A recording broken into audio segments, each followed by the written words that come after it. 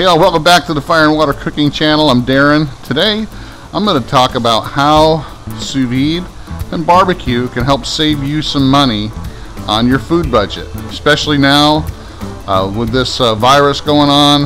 The cost of beef and pork and chicken, all kinds of meat is going through the roof. So we're going to talk about how we can save you some money using sous vide, barbecue together. I'll be right back. Smoking, grilling, getting hot and hotter, sous vide and chilling from fire and water.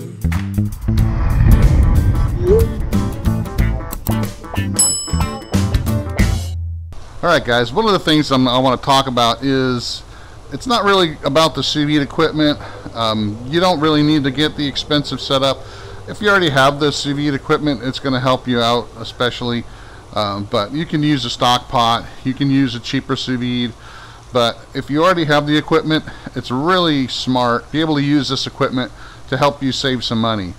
And what I'm getting at is you don't need to buy the more expensive cuts of meat like filet or ribeye steaks or some of your top sirloin, some of your more expensive cuts to be able to enjoy them, because sous vide will actually let you take some of the lesser cuts or tougher cuts like chuck roast or bottom round roast, eye round, and actually use the sous vide to make them a lot more palatable, a lot less tough, a lot more tender, more juicy, more flavorful. So we're going to get into that right now. We'll break it down by different meats. We'll go into beef, we'll go into chicken, we'll go into pork, give you some ideas on how to use the sous vide and the barbecue together to lower your food budget. Instead of buying the ribeyes, maybe buy chuck roast. Instead of buying, the chicken breast, maybe buy thighs and drumsticks. Stuff like that. All right, we'll talk about that too. We're also get into how to use the vacuum sealers. Vacuum sealing is just not for using in sous vide. It actually helps you preserve food. So, all right, let's talk about beef right now. I'll be right back. All right, guys, let's start with the obvious first. London broil or top round steaks and roasts, chuck roasts, bottom round roasts, eye of round. All these tougher, usually cheaper cuts of meat can be made really, really good with the sous vide. You can cook them medium rare for a long period of time and make them super tender and juicy. This here's a chuck roast. It looks pretty much like a really thick ribeye or a prime rib, but it was actually a chuck roast, and the London broil on the left.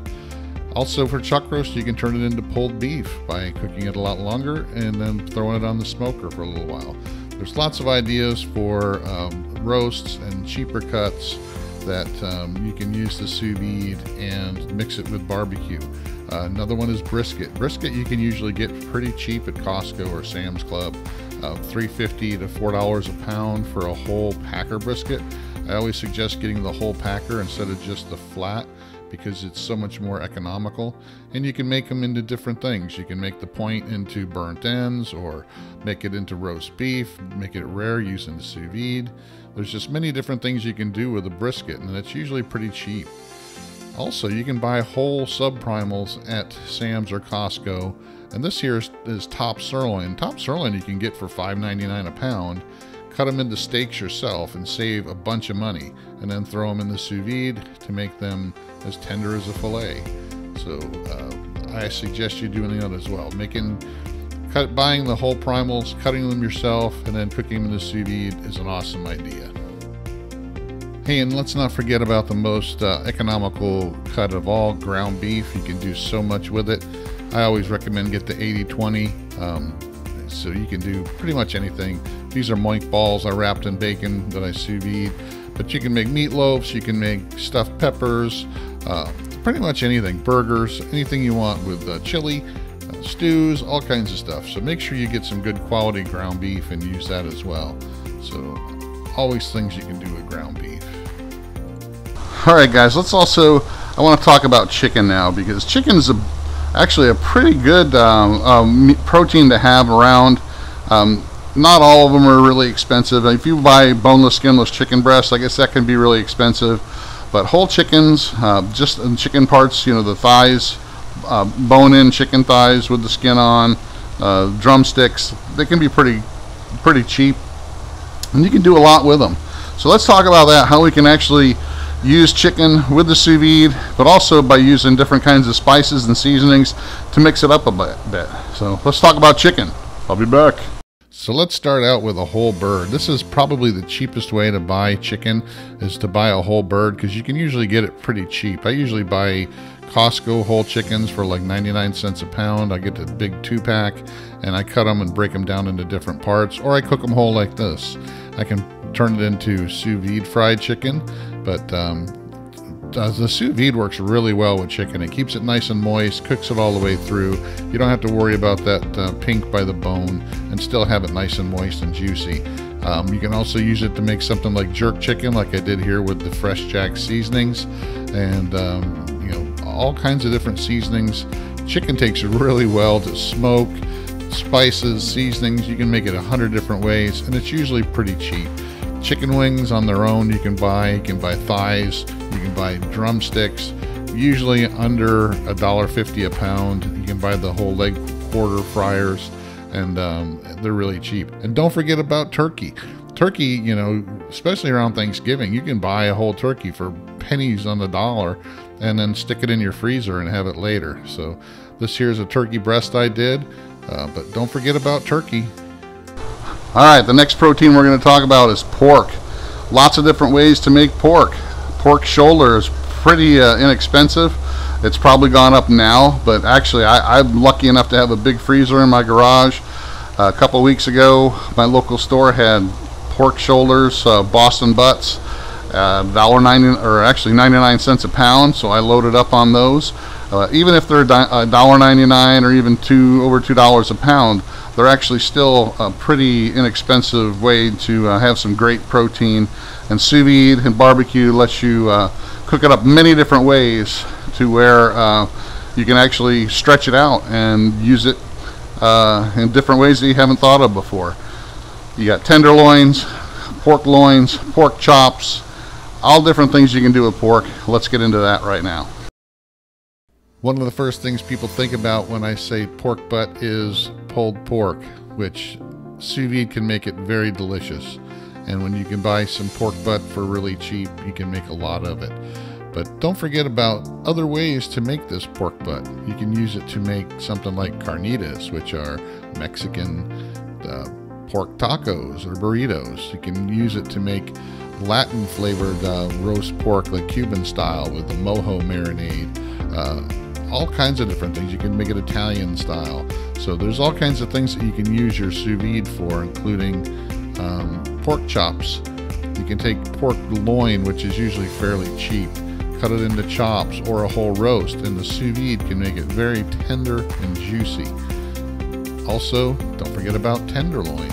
I usually buy tenderloin in a 4-pack from Costco at like $2.99 a pound, and I make it several different ways. Nice and tender, and the sous vide is perfect for it. And also, don't forget about pork belly. You can get a whole pork belly at Costco, usually for about $3.50 a pound. Make your own bacon and do something like this, like I did with the porchetta. So there's many different things you can do with pork and sous vide. So one of the things you really need to do, even if you're not in some type of crisis like we are now, or having prices of food go up, is just to be frugal, is to use a vacuum sealer, not just for cooking with sous vide, but for storage. You can do a lot with the vacuum sealer to help you preserve your food, especially if you buy in bulk. If you buy in Costco or Sam's Club, or even at your local butcher, if you can buy in bulk, a lot of people actually will get, whole or half cow steers, from a local ranch. So you can use your vacuum sealer to help you preserve that meat longer in the freezer. If it's not wrapped correctly or packaged correctly, a lot of times the stuff you get from the store itself, it's not packaged to stay in your freezer very long. So the vacuum sealer can actually help you preserve your food, not just your proteins like your beef, your pork, or your chicken, or your seafood, but even your vegetables. So let's talk a little bit about how the vacuum sealers can help you as well. I'll be back. Alright guys, vacuum sealers have been around for a long time. You're most probably familiar with the Food Saver brand, but they do one thing really well, which is remove air from a plastic bag that you can store your food in. Until sous vide cooking came along, they've become a lot more popular for using in the sous vide cooking, but they're also great for storing food for a long time. But not just meats and proteins in the freezer, but you're also your vegetables and other fresh foods in your refrigerator.